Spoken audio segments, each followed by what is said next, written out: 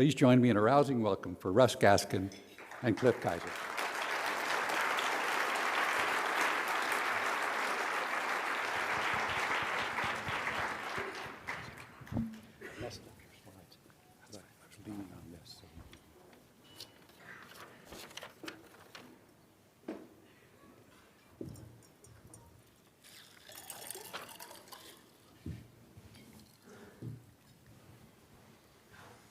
Good morning. Thank you, John. Feels great to be here. Thank you. So how do we solve the most vexing problems of our time? We don't.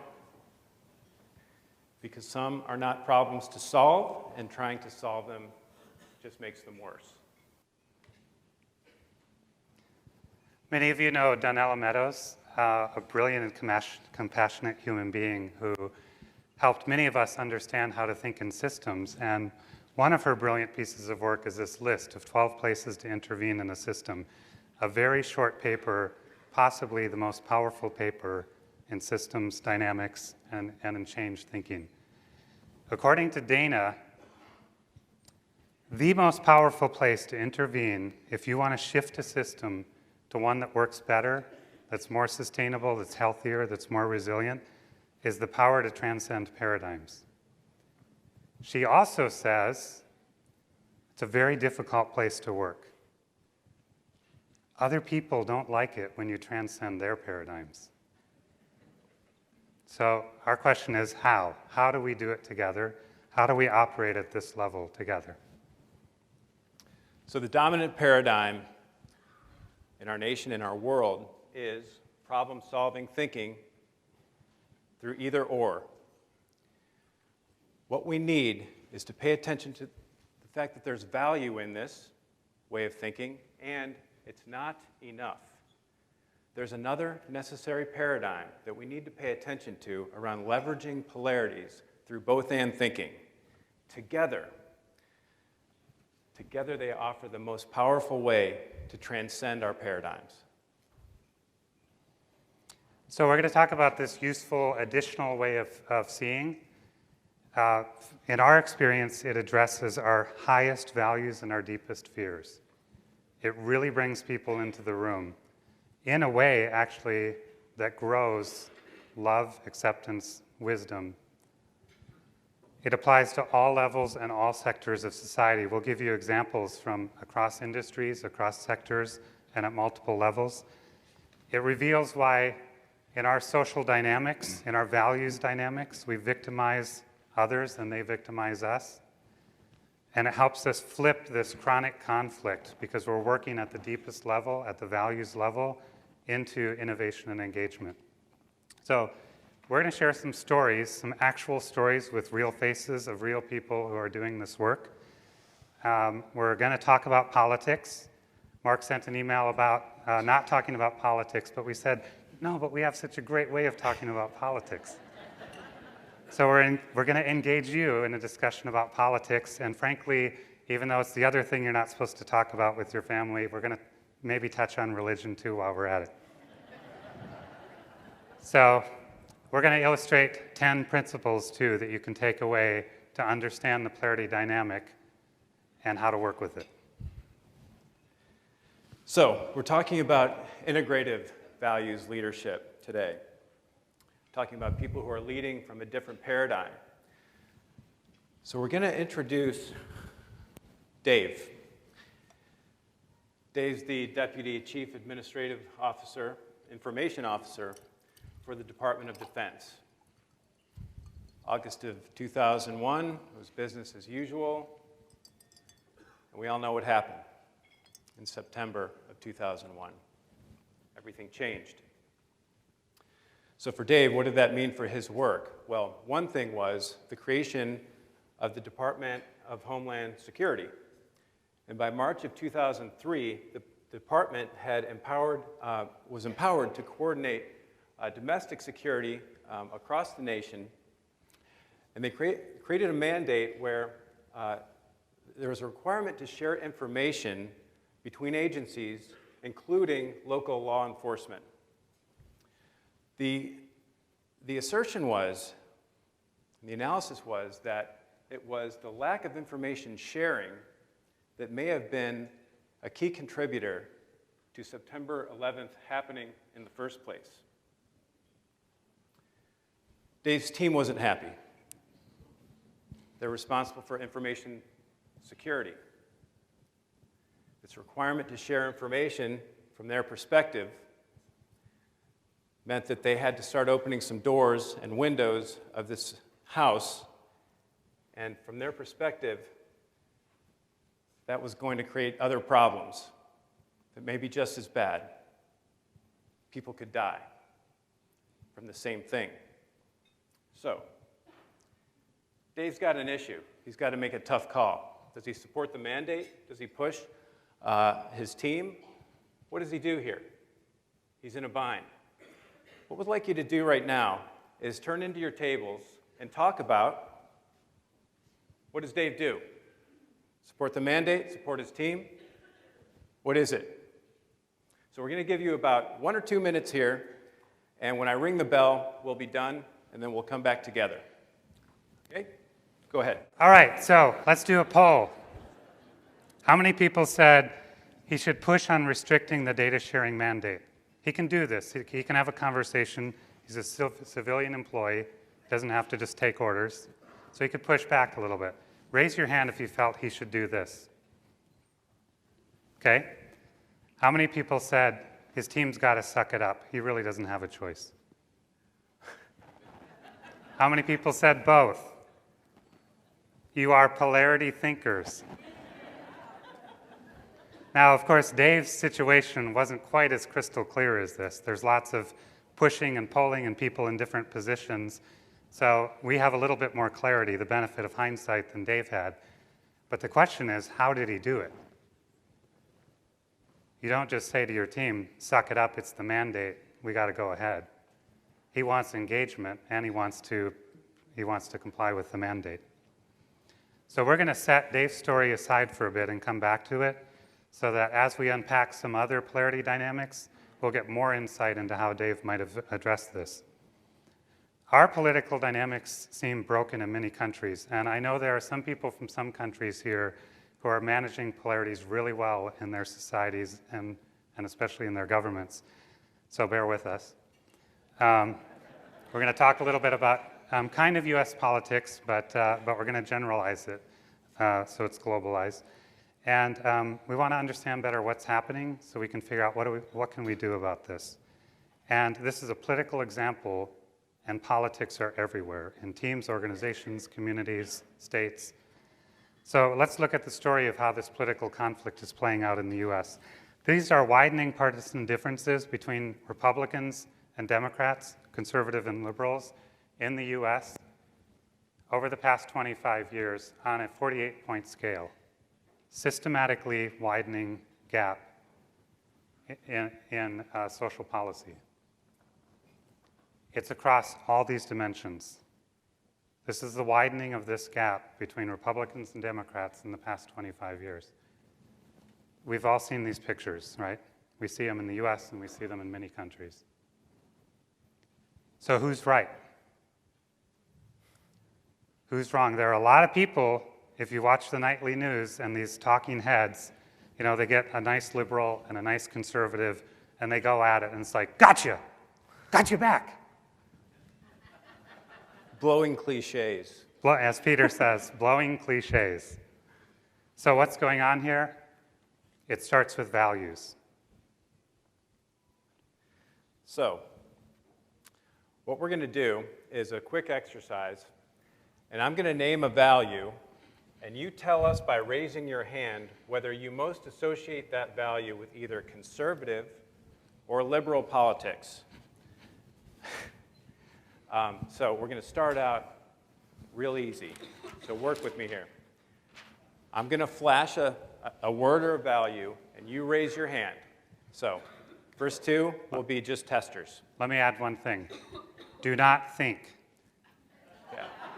It would be very helpful if everyone would put any type of thinking aside. The danger in us doing this is we know you're systems thinkers. We know you can see the whole picture. So what we're looking for is implicit bias. What's your first instinctual response, okay? Starting out easy. Do you most associate this word with conservative? Raise your hand if it's conservative, or liberal. Raise your hand if you, okay. I think we're off to a good start. Yeah, I think so.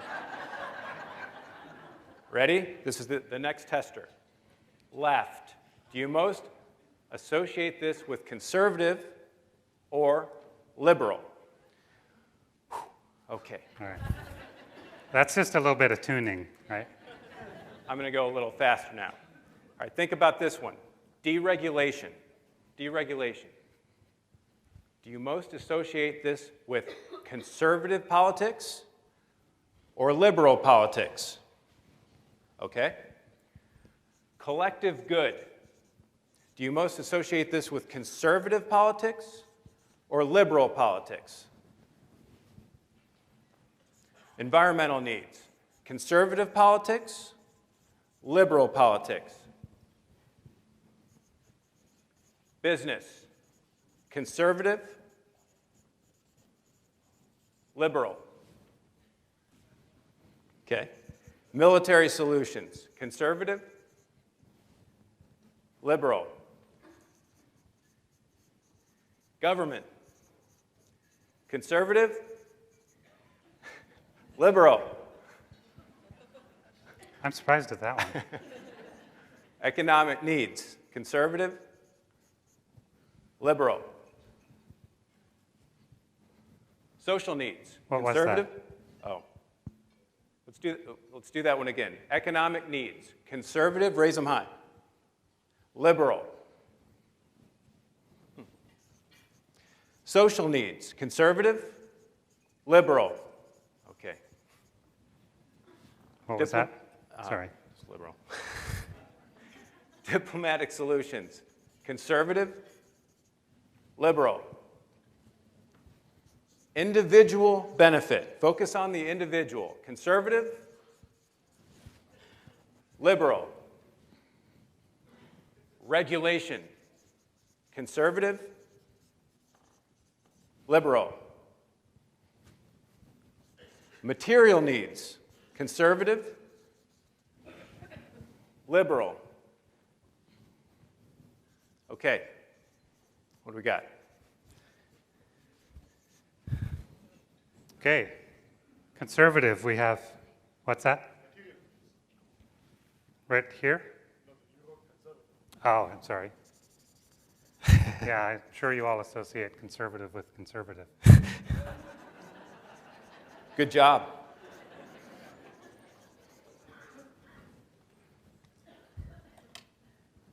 Okay.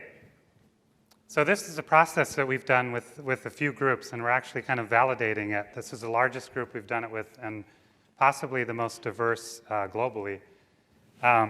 So what we've come up with here is conservative, deregulation, business, military solutions, individual benefit, material needs. Liberal, collective good, environmental needs, government, economic needs, social needs, diplomatic solutions, and regulation. So when we've done this with other groups, and by the way, we've done this with some very liberal groups, some very conservative groups, and we've done it with transpartisan dialogues. Interesting, we have a little bit of a difference here around economic needs, and this is focused on the economy as a solution set. So what we did in our sample here was we just gave you one word. Usually we're giving a phrase. So we're doing this in the interest of time. So it's close, except for one factor. So we're going to work with this data set up here. And let's understand economic needs as a focus on the economic institutions as problem solvers for societies, okay? It's not. You need to put it on slideshow. It's not on slideshow. Whoops. There's Dave again. Hi, Dave. Whoa. Oh, gosh. Remember these? This is just a review. There we go. All right. So please take out a piece of paper. This works best if you put it in the landscape mode, wider ends on the right and left, and replicate what we have here, just the grid. And ironically, because we're being ironic here, put conservative on the left, liberal on the right, trying to keep you awake. All right, while you do that, I'm going to go on. Looking at the way we've grouped these values, we're going to populate that grid with some data. Conservative values, individual benefit, business, economy as a solution provider, deregulation, material needs, military solutions.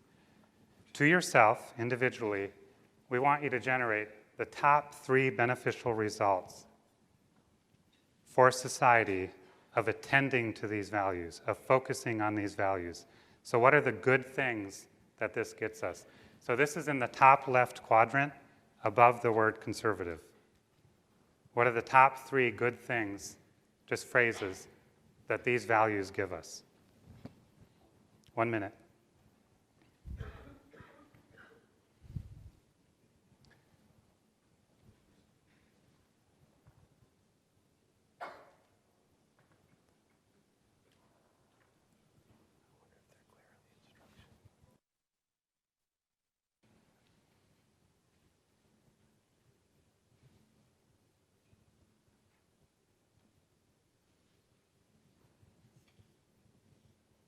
Okay?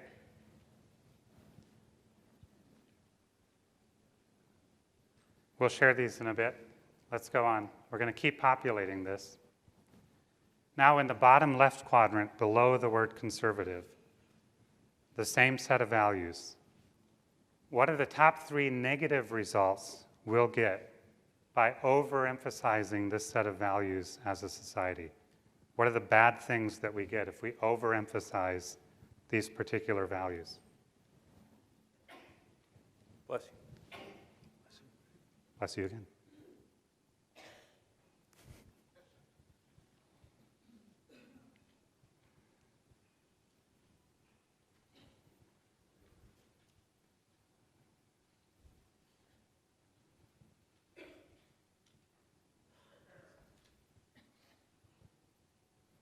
Okay, we're following the Peter Block theory of never give enough time. All right, what are the top 3 beneficial results? This is above the word liberal on the top right quadrant. What are the top 3 beneficial results of attending to this set of values as a society? What are the good things we get when we attend to these values?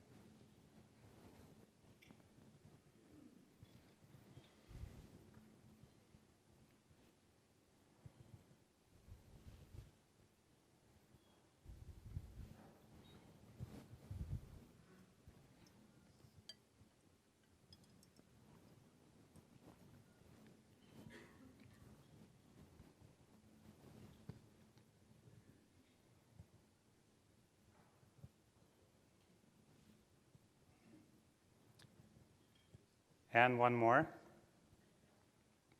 In the bottom right quadrant, what are the top 3 negative results we'll get as a society if we overemphasize this liberal set of values?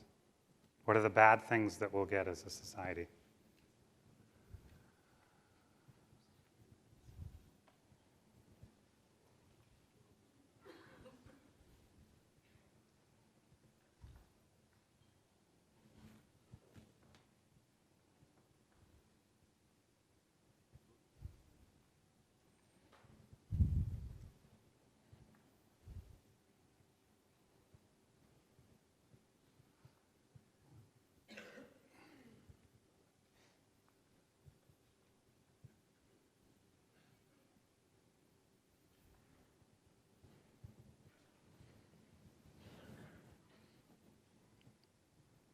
Okay. Okay, the next step is we're going to ask you to turn into your tables again and share your results. So that's actually job number 1. Share your results. Make sure that everybody at the table can see what you put in for all 4 quadrants. That's step 1. Step 2 is to begin noticing what are some of the themes some of the same words, the same phrases that started to emerge as you shared those, the content in these 4 quadrants. So we're going to give you 5 minutes. Now, this is a timer, and it's already started at 5 minutes. So this is an example of what this looks like while it's rolling. I'm going to start it over. When it's done, it's going to be down there at sort of 6 o'clock. So you can sort of self-manage to make sure that everybody's voice is heard in this process, and that you can all share your maps, and then also start to develop the themes. Okay, so that's the job here. So this is what it's going to look like at the end, and we just started your 5 minutes. Very quickly, let's try to get some common themes. And would it be okay if I helped you populate? Okay, what do I use here? Cliff, this is going to be recorded for posterity. Oh, okay. Sorry, I'll hurt. All right. So I think we need to go the other way around. Yeah. So how do we fix that? Use the flip chart. She knows how. Okay, I'll let that happen over here. Here's my question. Were there a couple tables out there where you looked at the upside of conservative and you said, my gosh, look at all the agreement that we had. We're practically saying the same thing. Was there a table out there that, and my runners with the microphones get ready here, was there anybody that had some really great agreement in that top left-hand quadrant? Here's the list that we put together when we've done this with other groups. This is more abstracted and kind of consolidated into themes. Very similar. Upsides of conservative values, we get innovation and entrepreneurship. You keep what you earn, individual opportunity. We're respected as a global leader for our strength. We overemphasize those things to the neglect of the other perspective. We get increasing discrepancies between haves and have-nots, exploitation of common resources, opportunity for a privileged few, and we heard global isolation specifically. So if we're a society in the downsides of this conservative perspective, a lot of people say, this is wrong. We need to go there. We need more of taking care of one another, protecting our shared resources, ensuring opportunity for all, and we want to be more respected as a global leader for our diplomacy. Then we overcorrect. This is that 20, 30-year swing that we used to have. Now it's a 5 or 10-minute swing. We overcorrect and we get passivity and lack of initiative, entitlement, overregulation, security vulnerability. We can quibble about terms here, but the pattern is the same. And the pattern is the same on any polarity. So the next step is we're going to identify a higher purpose. At your tables, I want you to look at the upsides of the conservative and liberal values and describe, and you can look up here, we've captured just the upsides here, and you've heard some of the upsides of both. You've got your individual list, you've had your conversations at your table. Talk about, in one short phrase, when you get all of those things in those upside quadrants, those 2 upside quadrants, what does it give you? What's the tagline? What's the short phrase that describes what the outcome of those things are? 1 minute in your table teams. We'll stop you in a minute. Let's talk about the deeper fear. When you look at both downsides, and you have the experience of getting both downsides, describe the society that we get, or that we don't get, in one short phrase. Here's a little hint. It's the opposite of your higher purpose. So this should only take about 30 seconds. Go.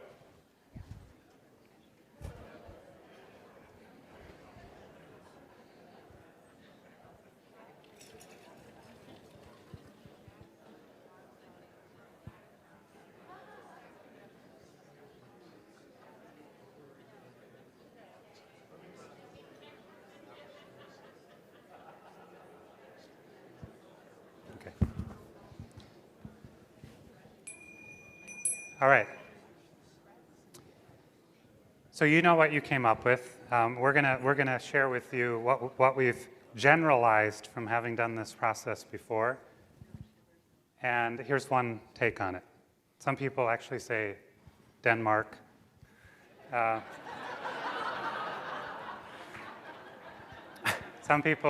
Many people say something about a thriving, resilient democracy.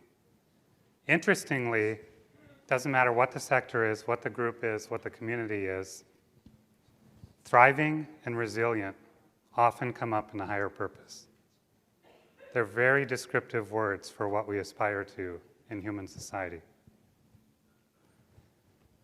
Then we get things like, if we get this, a failing polarized democracy, implosion, an imploding plutocracy, things like that. So there are feelings that go along with these too, right? What's it like to live in one society, and what's it like to live in the other? So what happens is we tend to polarize around these values, and the energy system there is around valuing the upsides of your preferred pole, which you associate with the higher purpose, and connecting with some deep fears around the opposite of those things, which you associate with the deeper fear or the deepest fear. So just notice that there's a directional energy going on here. We're repulsed by those things. We're repulsed by those things, and we want to move towards those values for that higher purpose. Same thing happens from the other perspective. Note that the higher purpose and the deeper fear are the same for everyone in the system at some level. Maybe not everyone. But we have the same energy system, the value-fear dynamic. The things that repulse us, the things that we're afraid of, the things that we form horror stories about the future of our countries around, and the things that we want, that we value, that we aspire to. Polarity principle, number 1. We fear losing the things we value most. Fear arises from the perception that others are causing the loss of something that we deeply value. And we know that Yoda said, fear leads to anger, anger leads to hate, and hate leads to the dark side.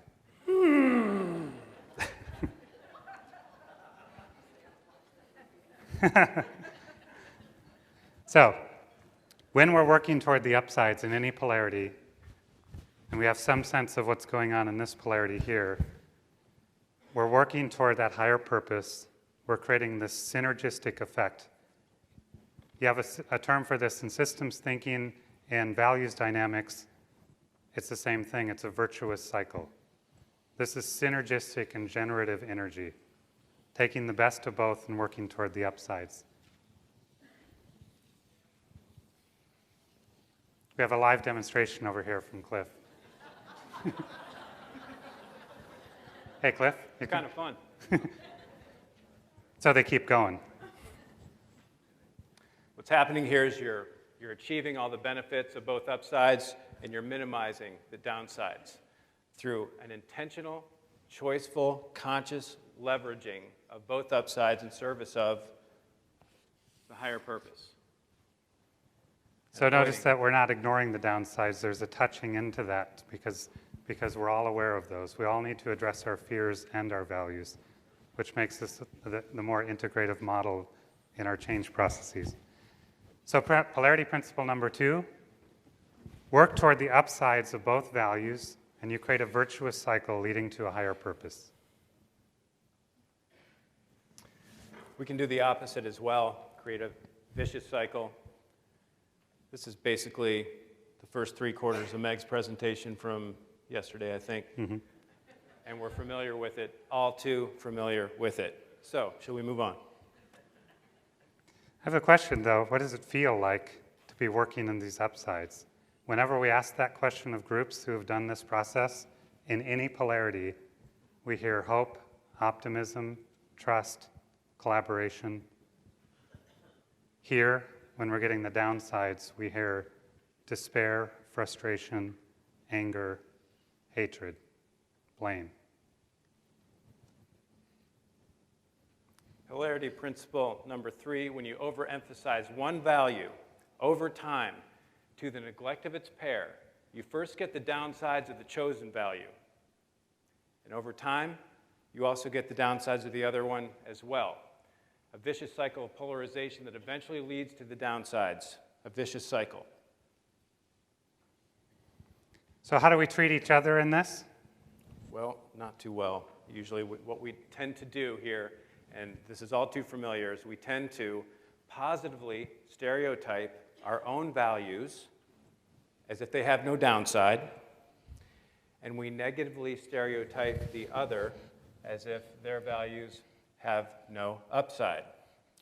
So if I'm a liberal, I'm a conservative. am responsible, I'm just, and I'm compassionate, and you, my friend, are greedy, selfish, and a fascist.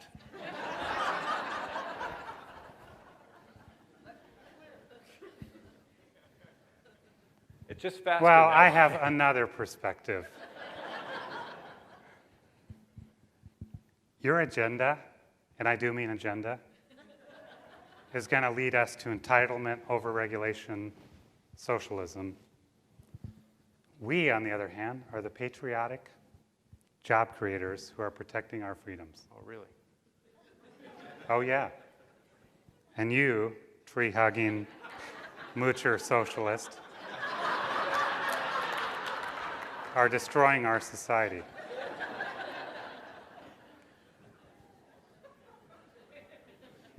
Polarity principle number 4, we tend to make other individuals or groups containers for the values we disfavor. We positively stereotype our own value. We negatively stereotype the other value as if it has no upside. So what we've done here is we've assembled these values according to their interdependency, the polarity. The polarity is an interdependent value pair that needs each other over time. So what we've done is we've positioned these around the way they tend to show up, oftentimes in the same conversation. It's either this or this. We have to make a choice. Notice the or. Notice the either-or thinking, the power of either-or thinking.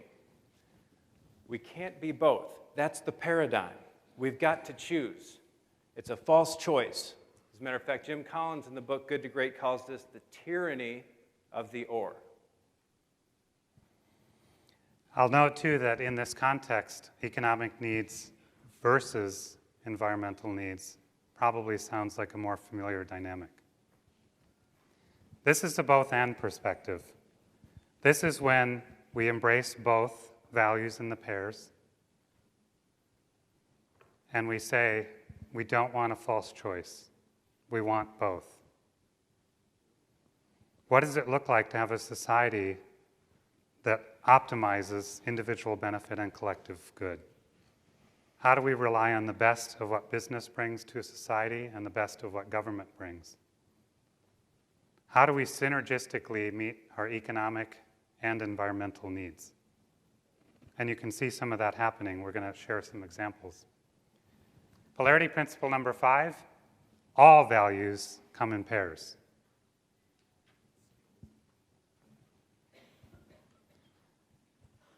Many of these you're living with every day. You are always living with activity and rest. If you work in any way, you're always working with work and home. We're always dealing with the short term and the long term. And in fact, in the business literature, increasingly in the past 50 years, there's been a systematic increase in discussing polarity tensions, either specific ones or whole groups of them, as in Jim Collins' work. So Thomas Kilman, who does the conflict mode assessment, leverages that polarity of when to be assertive and when to be cooperative and how to maximize and optimize both. Robert Greenleaf said, let's get the best of serving and the best of leadership, and he created a new paradigm in servant leadership. Carl Jung, we know many of those: introversion and extroversion, intuitive and sensing, judging and perceiving. There are many, many polarities. I wouldn't try to take notes here. These things live in us, and we live in them. It's not as if we have a choice. We have a choice in how well we leverage them.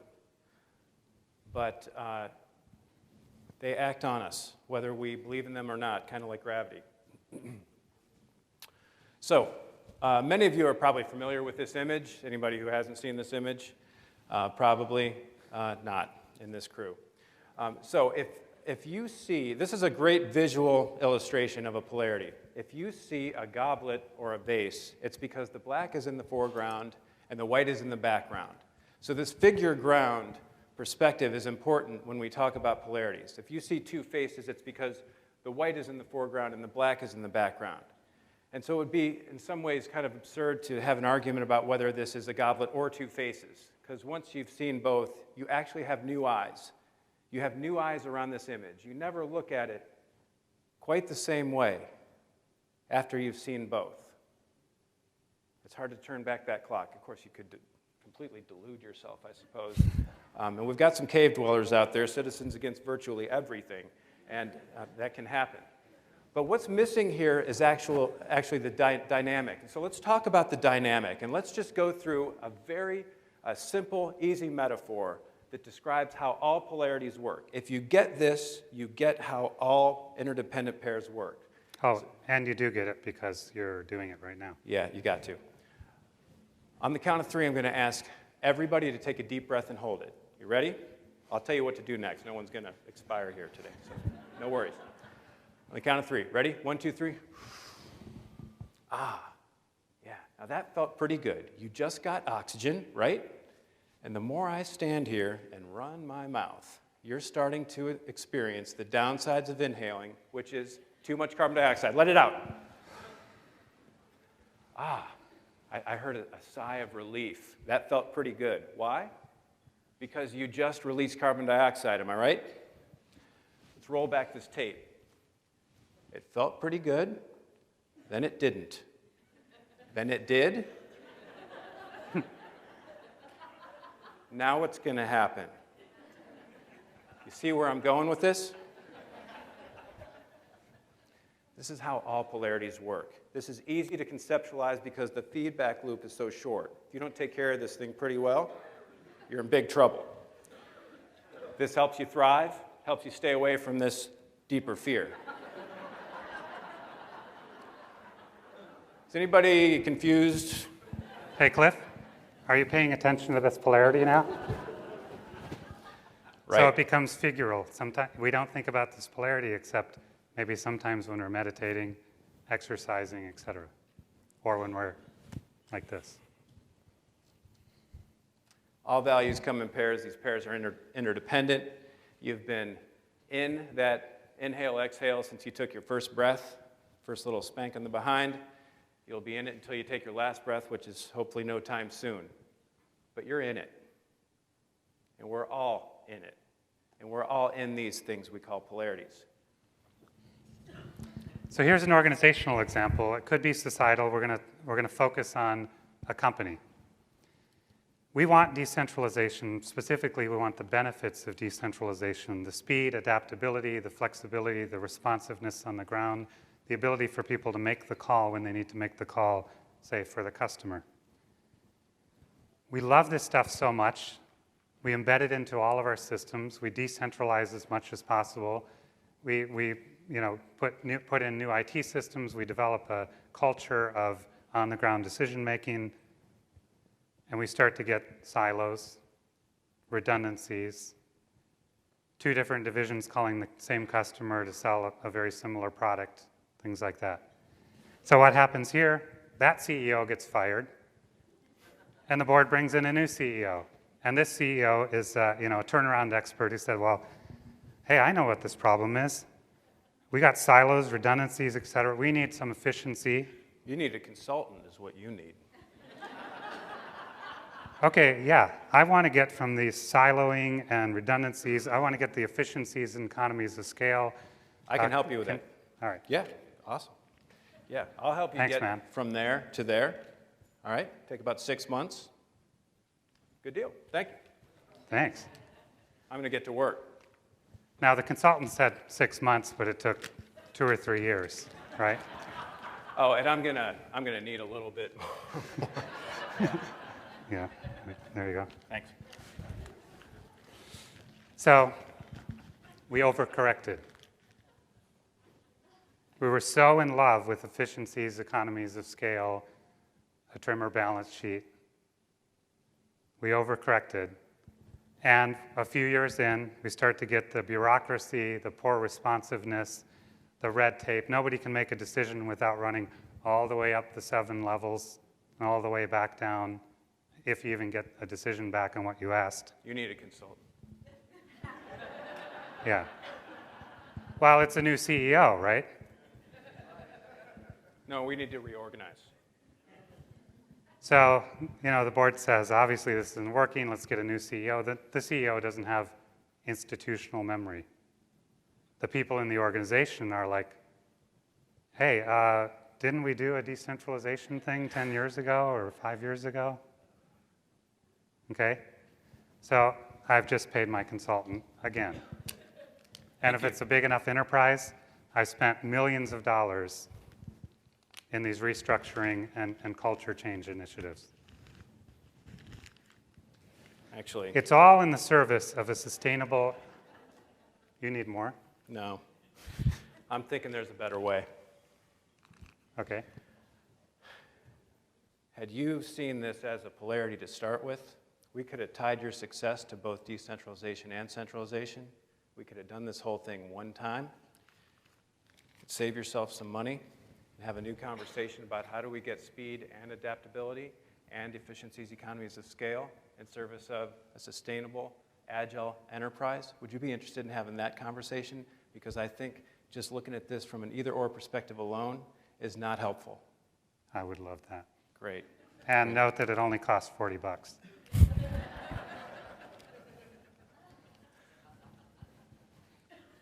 So the same higher purpose, the same deeper fear drives that decision making. What's the difference between this and breathing? Breathing is, of course, autonomic. It involves one person. The critical difference is the time cycle of the feedback loop. Breathing is what, a few seconds? This kind of thing is months and years. So we lose our memory about what happened. We don't see the whole picture. And then, of course, this is the gap analysis. We're also good at gap analysis because we're problem solvers and either-or thinkers, and we say, well, we got this and we need that. Let's go do that and pay the consultants to help us on that. And this is our version of fixes that fail. Because we didn't take into account the value of the upsides of both centralization and decentralization, our fixes will fail. Because they're only partial fixes. All right, I'm going to do this quickly and keep moving. There are lots of solutions out there for these things. This is Gleicher's change formula. It starts with dissatisfaction, and we go up to the vision of the way we want things to be. When that times first steps are greater than resistance, we get change, right? Nice gap tool. And very important in change as a part of the story. Future Search came in and said, we need to create a really compelling vision of the future, working from our present and bringing people forward that engages all of our people and all of our best thinking. And we have great tools like shadow work and fear-based work, therapy, coaching, et cetera, things that help people deal with some of the fears so that they can be operating in the upsides of their values. And appreciative inquiry, of course, is not just about the past and the present. It looks forward into the future. One of the contributions of appreciative inquiry was to look at our past and to look at who we are today and recognize our positive core from which we could envision a new future. So we've got pieces that all fit together that are helping us do parts of this system. If we use them together, we use them effectively, and we recognize the whole picture together, we get a whole system and integrative approach to change. It's probably worth mentioning here that the Pegasus community and Pegasus helps us achieve our higher purpose. And it's probably no accident that they've been around with their mission for 22 years to help pull a lot of these systems together and have great conversations around them. So we have things to help us deal with that dynamic and the mindset of scarcity and deficiency. We have to recognize that those things are in us. And we have things, especially with the positive psychology and positive change movement, that help us work in the upsides and get abundancy and sufficiency. So, you're already familiar with a lot of the contents of this map.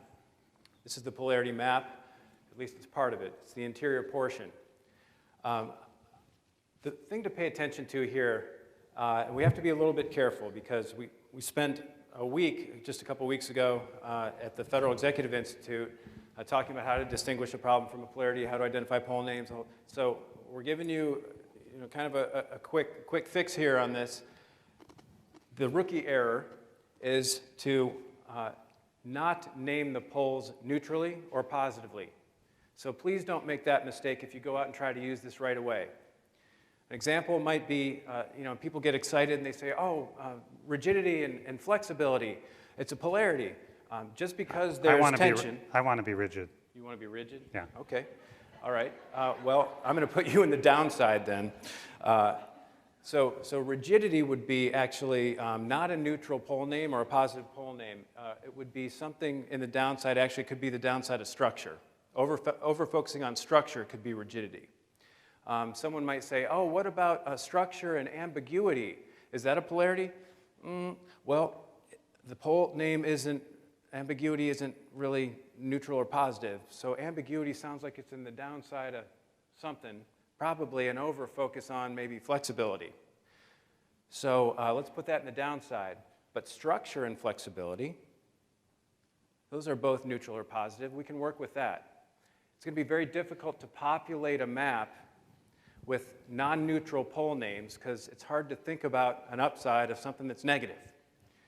Okay, so I'm just going to leave you with that. And also, just mention that there are other components of the map that we don't really have time to get into today that are extremely important. Once you've populated a map, the action steps on either side are things that you do, things that we do together in relationship that help us achieve the upsides of both poles. This helps create the virtuous cycle and avoid the vicious cycle. Early warning signs. These are early indicators that we're starting to bump down into the deeper fears. They're measurable. We can track them. We can keep out of those downsides. We can intentionally and choicefully empower the upsides. When we pay attention to both of those things simultaneously, we create a virtuous cycle. This is the how. This is the how to achieve the higher purpose. This is how not to get sucked into either or thinking and make these false choices and fixes that fail. So quickly about the term polarities and some of these concepts, we want to honor Barry Johnson, who in 1975 identified these polarities and clearly distinguished them from problems to solve. And there's a methodology for doing that we won't go into today, but it's very important that in our work we're very clear about that distinction and intentional. And one other contribution among many of Barry to this work is that value-fear relationship. So you can do a 2x2 or a conflict cloud, things like that, and they tend to deal with the upsides of the values. They tend to. The fear part of the dynamic is very important to bring into the room and to have people work with. So here are some other terms for this that are in the literature: tensions, dilemmas, paradoxes, opposite strengths, etc. So solving problems and leveraging polarities is itself a polarity to leverage. Solving problems has gotten us where we are as a species. We save time, we solve problems, we have a sense of accomplishment, we make the decisions we need to make. What kind of car to buy is not a polarity, right? What IT system to choose is not a polarity. There will be polarity dynamics behind those problems and choices, but the problems and choices are not polarities. If we over-focus on this, we start wasting time with unsolvable issues, polarization, and one of my favorite terms, unproductive conflict. When we're leveraging polarities, we leverage productive conflict and differences. It saves time, and we accelerate and sustain the desired change because we're not falling into the fixes that fail. Now, people can get addicted to polarity thinking. You may have met some of these people. They're just like, I think it's all true. Actually, when you think about it, advocating for both and thinking as a replacement for either or thinking is an example of either or thinking. Noodle on that one. If you get into this thing that everything's relative, et cetera, you're going to waste time in indecision, frustration, we're going to have a lack of accomplishment. So we need to do both well. So any tool that helps you solve problems effectively, great. Any tool that helps you learn to leverage polarities better and more explicitly, great. Let's do both well. That then gives us highly efficient and effective thinking over time. So polarity principle number 7, solving problems and leveraging polarities are both critical skills. So let's go back to our story of Dave Wennergren. What do you think he did? You don't have to answer. Let's tell you. Dave was working with a coach. His coach was familiar with polarity thinking. By the way, that gentleman's name was Barry Frew of Frew & Associates, not Barry Johnson, Barry Frew. Barry was using polarity thinking. He said, as the story goes, Dave said, I'm in the downside of something. Can you help me? And so they started looking at it from the perspective of outside of either or. What is the polarity that might need to be leveraged here? The one they came up with was information sharing and information security. Both neutral, both positive. What they did is they started building a polarity map together. What are the upsides? What are the downsides from overfocus? What's the higher purpose? What's the deeper fear? Long story short, they started developing action steps, early warning signs. By the way, I assume you all have security clearance? Oh, yeah. No. We have permission to share this, and we've stripped out some of the stuff that we can't share. So when Dave saw this, he said, we need to bring this out to the team. So Barry Frew said, we need to bring in Barry Johnson. They started working with the 8 members of the senior team of Dave's, and they did the exact same process, had the exact same conversation, built a very similar polarity map, which you've all had that experience now. Different conversation than which are we going to choose. This was the how that got them out of that malaise. Didn't eliminate the tension, but it certainly gave them a new and different way of having the conversation where even through the polarization, through the value-fear combination, there was a safe place for Dave and for his team to stand as they started moving towards their higher purpose. So we had these 2 perspectives of information sharing and why that's important and the downsides of not doing that well. And Dave's team, culturally for decades, had been focused on information security. And information security becoming even more important with cyber attacks, et cetera. So they were holding very important values. Both perspectives are accurate, and both perspectives are incomplete. So polarity principle number 8, there are 2 truths in every polarity, and neither is the whole truth. This is Lamberto Andreotti, the CEO of Bristol-Myers Squibb. Lamberto actually had identified these conflicts in their organization, and I'll share one in particular that really brought it into focus. He called them dynamic tensions. And so he said to his team, let's find a way to understand these things and really leverage them. And it so happens that I think it was 2 years ago at a Pegasus conference, we did a breakout session on polarity thinking, and his global head of OD, Julia Urbanchuk, was here. And I noticed that Julia was very engaged in this session.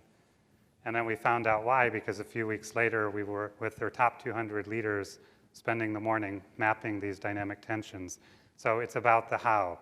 he had the recognition, and this was about how do we actually do it and how do we actually systematize it and turn it into a management tool. So it was a big pharma company. They very intentionally sold off business, acquired biotech so they could build their pipeline, and they had culture clashes. Big pharma was stable, predictable, process-driven. Biotech was agile, entrepreneurial. Maybe they make up processes, right? So you had these two cultures coming together, and the question was, Lamberto said, I am not going to make a false choice. I want the best of both. And I want to moderate the downsides of both.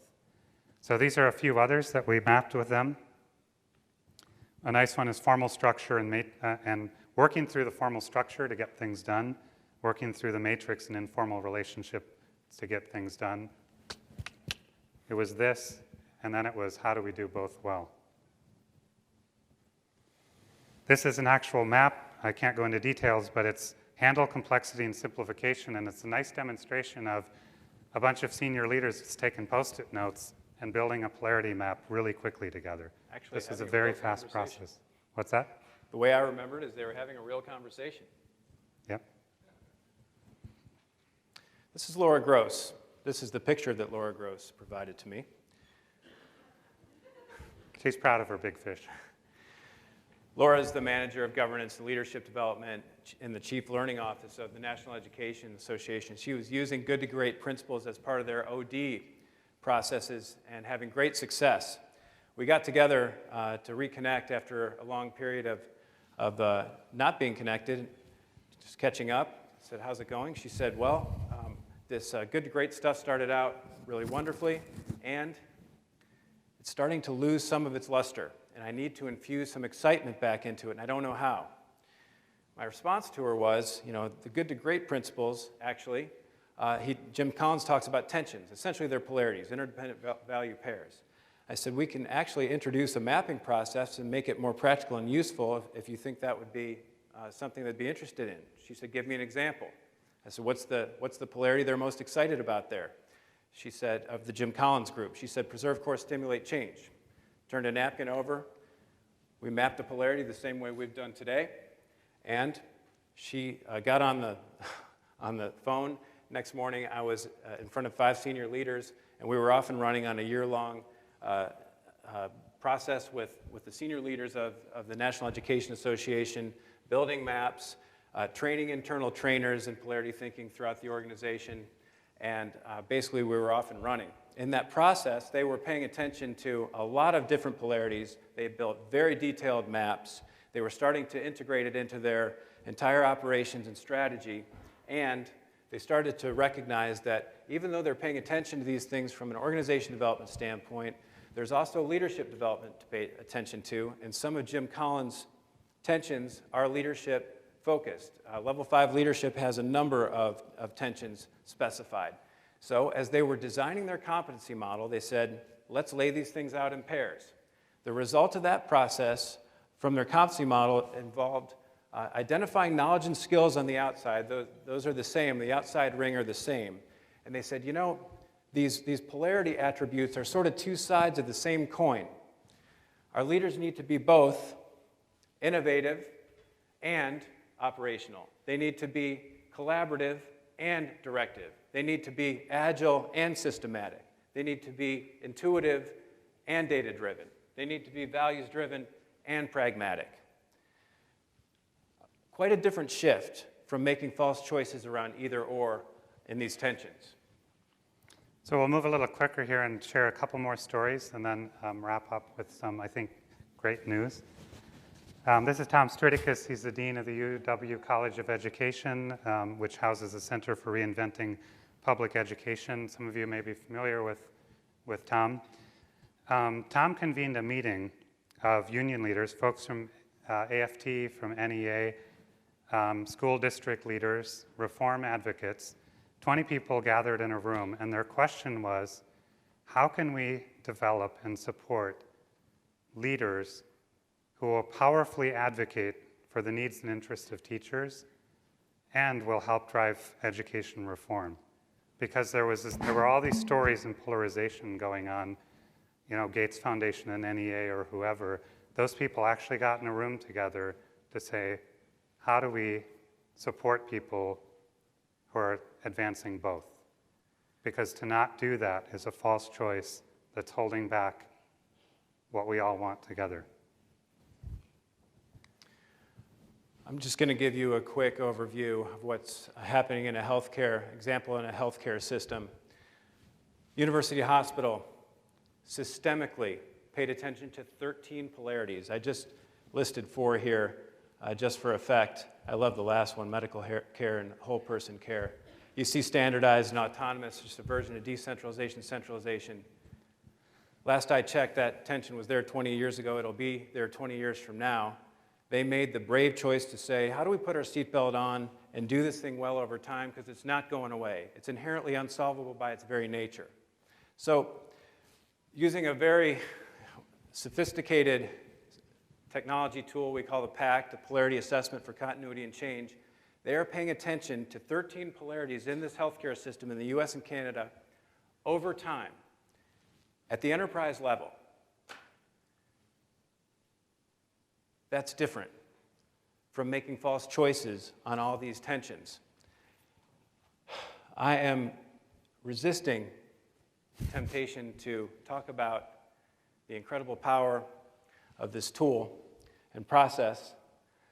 What I'm aware of is in every single one of those polarities, there were maps being created by people whose knees were 9 inches apart, in some cases, with polarity, with post-it notes, looking at the polarity from a both-and perspective, flip charts, taking that data, entering it into this tool, paying attention to these over time, asking the question, how are we doing?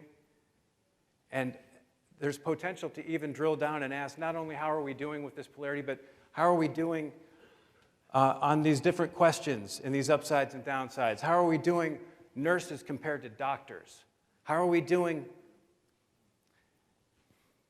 These are brave choices. These are the cultural warriors that Meg Wheatley was talking about that are making this a part of a human conversation and not stereotyping and creating containers around people. We can do it differently. So I just want to end this story by saying there's a lot of good stuff going on out there. And Russ is going to share some more. Do I get an amen? So, here's news about the economy story around values integration. So a lot of my work in the past 20 years has been with Green America, and our work has been helping to build an integrative economy that doesn't make false choices between producers and consumers, between the planet and economic needs. So despite the stereotypes of, some people say, well, business is all about self-interest and greed and consolidation of wealth. We're seeing a lot of deep values integration happening in the private sector. And we have the language that's emerged in the past 20 years to express that integration. Triple bottom line business, people, planet, profit. We actually call that a multarity. Socially responsible investing, social enterprise, integrative business, conscious capitalism. These are all just terms for the integration of values around self-interest and common good. So the old paradigm is, and in fact, the law in the US for publicly traded companies is, according to the rational man rule, you must maximize profit to shareholders. That's your job as a business. Nonprofits, I like what Peter said the other day, it's about what you're not, because you take care of the other stuff. So that's the old paradigm. The new paradigm, the values integrative paradigm, an example is benefit corporations. So in the last 2 years, 12 states have passed laws that create a new corporate structure which, by their charter, pursue both social benefit and the financial interest of shareholders. So I'm going to share what's actually happening in our real economy in the US. This is a growth of fair trade food segments in the past 10 years compared to the overall food market. 1,442%. Overall food market, 38%. Integration of consumer benefit and producer benefit. We're caring about where our food comes from and who's producing it and the impact on their communities. Livability and sustainability, whatever you call that tension, it's the integration of the environment into our built infrastructure. Green building segment in the past 6 years, grown 1,700%. The overall building and construction industry in the US shrank 17%. Organic food segment.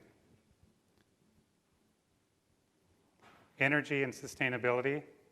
How do we meet our energy needs for the short term and for the long term? Here's the growth of renewable energy segments relative to the fossil fuel energy market. And finally, socially responsible investing, which is actually very explicitly the integration of values of common good into privately managed portfolios and mutual funds. This is actually 2007 to 2010. So much of this was during the period of the down economy. Socially responsible investing has grown 13.2% in assets under management. The overall investment market, 0.4%.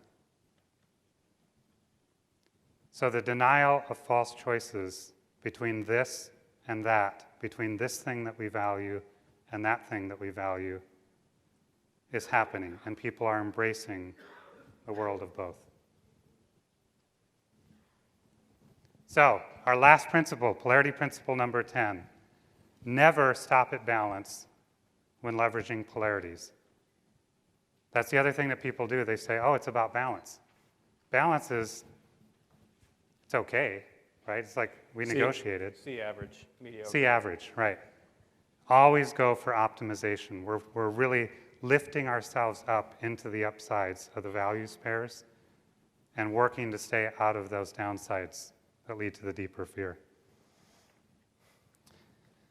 So, do we all have hard choices to make around stocks and flows and taxes and things like that? Yes, those are problems to solve. So we need to solve those.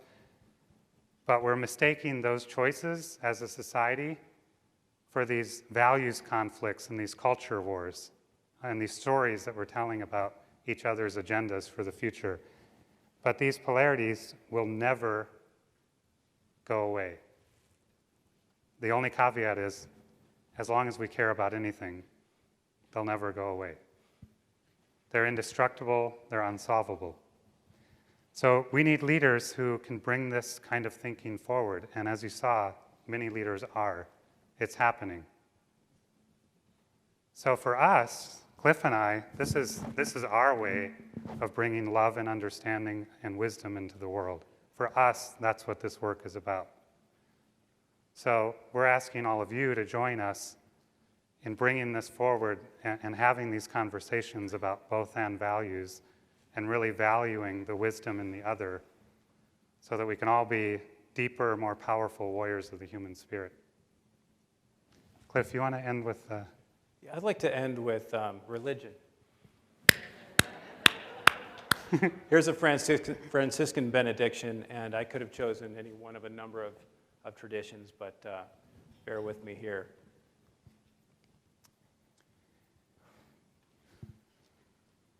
May God bless you with discomfort at easy answers, half-truths, and superficial relationships so that you can live deep within your heart. May God bless you with anger at injustice, at oppression, and exploitation of people so that you can work for justice and freedom and peace.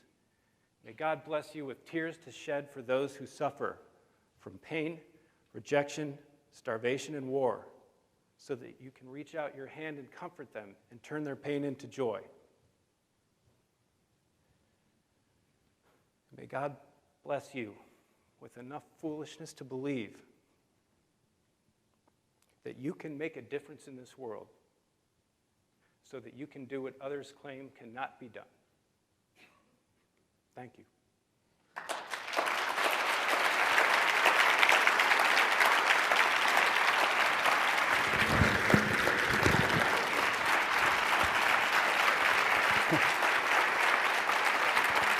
Thank you, that was a gift.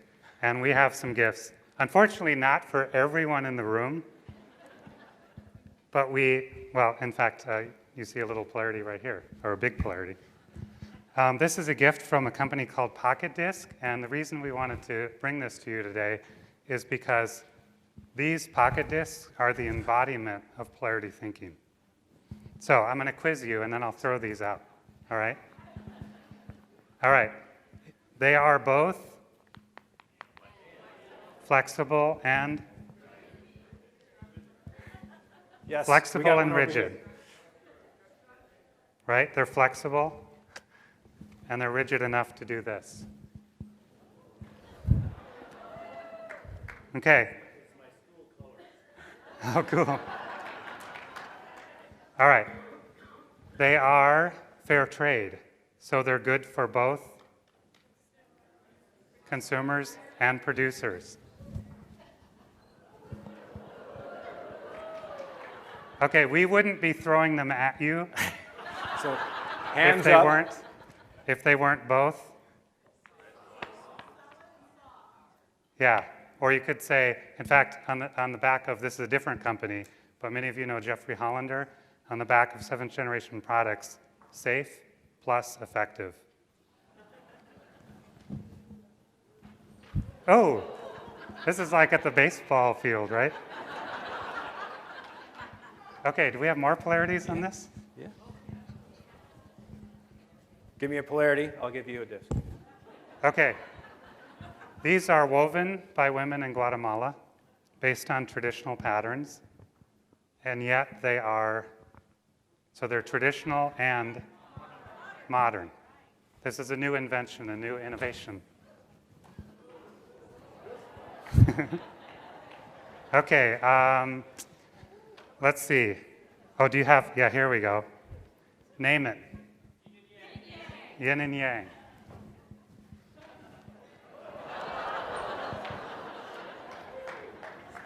We don't have liability insurance, all right? Yeah. So they Safety came risk. in this bag, all right, which is biodegradable. So we know we all experience the false choice of something that protects our goods and helps make them portable, and something that won't last in the landfill for 500 years. Okay, it's a false choice. So we now have biodegradable cellulose bags. Whoa. By the way, these were all donated by Pocket Disc, and they're watching from Mexico. Thank you. Thank you. Thank you.